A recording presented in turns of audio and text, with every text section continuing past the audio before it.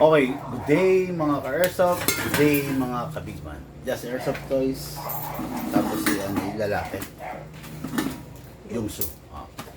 Okay, no, good day mga ka-airsoft, good day mga kabigman. Quick vlog po tayo, mabilisang vlog para sa mga unit natin for shipping na ni-request ng ating ka-airsoft. Okay, shoutout po Sir Aaron Sevilla of Laur, Nueva Ecija.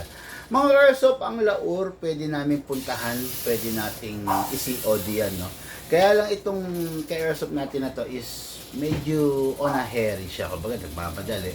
So, kasi lalo na ngayon sa panahon ngayon, medyo mahal ang diesel, mahal ang mga toll fee. So, kailangan nating merong kasabay, no? So, pero pag solo yung ka-airsoft, solo lang yung tao, medyo negative ang delivery, especially kung ganun kalayo, no? Laur Nueva Ecija, kung di ako nagkakamali, is 180 km away dito sa ating kinakaupuan, no? 180 km away. Ganun kalayo ang Laur Nueva Ecija dito sa atin. Okay? Yung unit na ni-request niya is classic, the Beretta. Okay, Beretta, kung mapapansin ninyo, kakaiba, di ba? Kasi ito yung Beretta Eagle, no? Kung tawagin to Beretta Eagle, may special features to na wala yung ordinary Beretta, no? Isa sa special features nito ay itong unit na to is may rapid fire. Okay? Lagi ko sinasabi sa inyo, huwag kayong mahuhumaling sa rapid fire kasi yung rapid fire nakaka-agitate ng pagkasira ng barel. Features na nilagay yon sa barel para medyo mas magmukhang exciting, pero deep inside, sa totoo lang, to tell you honestly, hindi ko kinikater at I am not a fan of a rapid fire, no? Mas gusto ko yung purely single fire, pero dahil yan ang request niyo, yan ang i-grant ko sa inyo, okay? This is the Beretta Eagle. Makikita ninyo, classic na classic pa rin siya, parang yung Beretta pa rin siya. Akin na yung isang Beretta. Mapapansin ninyo, mga ka-airsoft, wala siyang rail. O yan, no? Walang rail dito sa baba for the upgrades like flashlight or laser. Okay, pakita ko sa inyo yung standard na Beretta, yung Berettang mas nauna, yung Berettang walang rapid fire. Okay, this is the Beretta Eagle, ito yung may rapid fire, ito yung standard Beretta. Ayan, kung makikita ninyo, yan ang pagkakaiba nila, yung grip, di ba? Yung grip, meron siyang design na parang eagle, parang agila, di ba? Parang pakpak ng agila, kaya siya tinawag na Beretta Eagle. Ayan. Makikita nyo, silver, parehas. Ang pinagkaiba nila, isa-isahin natin. Okay? Number 1, ang pinagkaiba nila is the sight. Okay? Yung Beretta Eagle, dahil mas kailan lang ginawa, mas sinauna yung standard, no? Yung Beretta Standard, naka-fix sight. Fix yan. Hindi mo maaalis, hindi mo mapapalitan. Yung Beretta Eagle, okay, pwede mong palitan, actually, hindi lang siya naka-optic sight, pero pwede mong i-convert or pwede mong ipa-upgrade into optic sight. Kasi, nade-detach, naaalis. Okay? So, ibig sabihin, iron sight versus plastic. So, plastic kasi, dyan mo ilalagay yung optic sight mo. Ayan, ha? Okay, yan ang pagkakaiba nila. Then, syempre, the grip.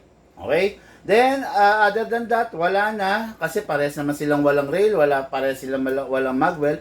Isa sa Beretta is yung, isa sa trademark ng Beretta is yung, anong tawag dito? Parang keychain tuloy, no? Ayan. So, meron silang holes dito. I don't know bakit ang Beretta talagang meron sadyang mega nito. Other than that, trigger, grip, parehas na parehas. Okay? So, dako tayo dyan sa unit natin, airsoft, Aaron Sevilla, okay, of Laur Nueva Ecija. So, itong unit na to is, sabi ko nga, mayroong single fire at mayroon siyang rapid fire. Okay, so, single fire and rapid fire, pero wag aabusuhin. Okay, let's begin. Let's release the magazine, ganun pa rin. Tapos, itong unit na to, ang mga Beretta, is pwede mong i-transfer from left-handed to right-handed. From right-handed to left-handed, vice versa, no? Pwede siya, itong part na to, ililipat lang dito sa kabila. So, pwede na. Yun ang isa sa mga features ng Beretta yun, okay? Na bagay na wala si Glock. Bagay na wala yung mga ibang model. Pero si Beretta, capable siya doon, okay? Press the valve, then spray. Okay, dito, output valve, ha? huwag kakalimutan mag-silicone oil. Then, dito rin sa inlet valve.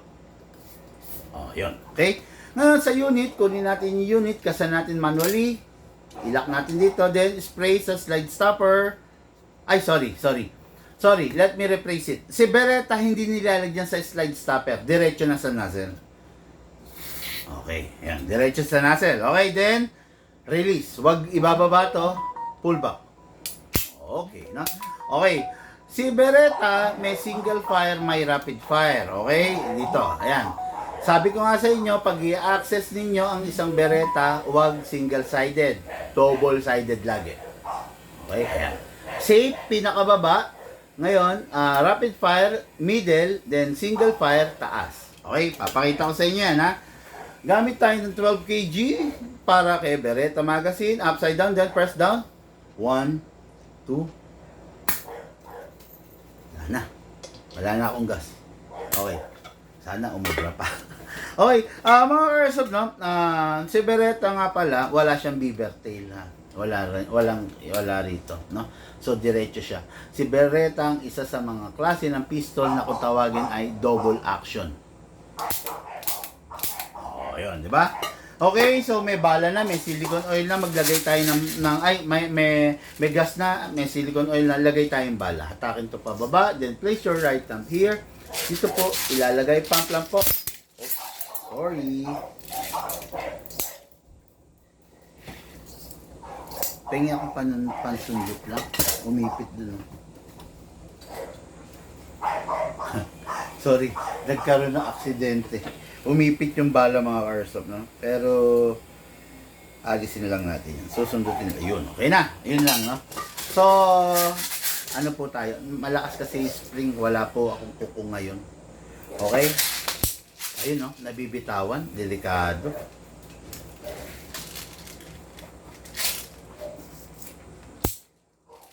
Oh, shit.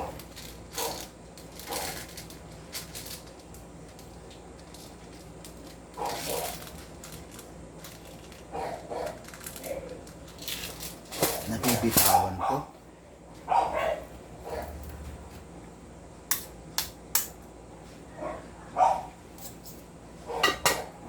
Kaya talagang kailangan ingatan, no? So, dito. Okay, hatak, then hold it tight, then pump lang po. Okay, yan. Maximum rounds na pwede mong ilagay sa isang Beretta is 26 plus 1, total of 27. Ngayon, pag merong bunging ganyan, kalugin mo lang mga airsoft sideways, no? Kalugin lang natin sideways para mag-align. Okay, ayan, kita nyo naman, di ba? Ngayon, pasok natin sa unit. Sabi nga, mabilisan vlog lang. Pasok. Then, kasa. Ready to fire, okay? Single fire muna tayo mga airsoft, ha? Taas muna, single fire.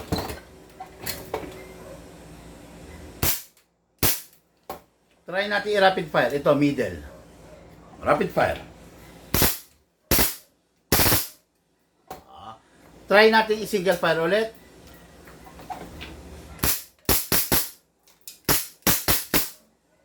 Open slide. Kasi wala na siyang bala. Again, ano pa tayo, ha? Gusto ko ipakita sa inyo yung rapid fire. Pero mga airsoft, sabi ko nga sa inyo, rapid fire, hindi pwedeng abusuhin. Okay? Dahil ang rapid fire, nakakasira sa baril. Kaya, wag nating try abusuhin yung rapid fire. Pero gusto ko lang maipakita sa inyo, ha? Pasok ulit, kasa. Always start single fire. Okay. Try natin ulit i-rapid fire. Rapid fire. Balik natin single fire, pero mukhang wala ng gas. Okay. Sakto, no? Isa na lang natirang bala. Pengi pang gas.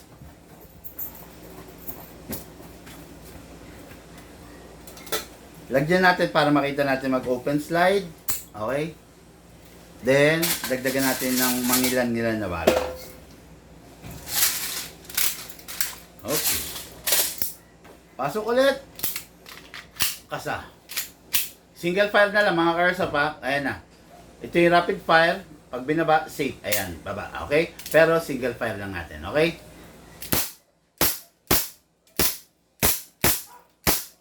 open slide kasi wala na bala. Next thing to do, release the magazine, then release the slide.